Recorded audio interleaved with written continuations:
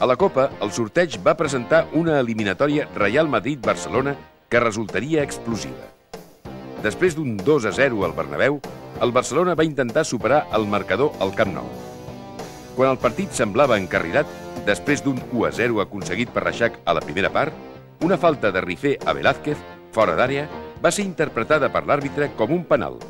Aquell àrbitre era José Emilio Guruceta.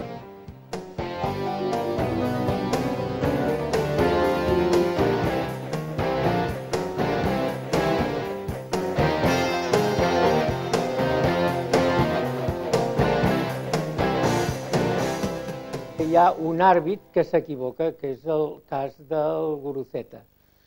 Aquell moment ens va semblar, a part de que es va equivocar i que la gent, sobretot els diaris de Madrid, contra els d'aquí no ho reconeixien, que va ser un punt important i molt trist en la nostra direcció.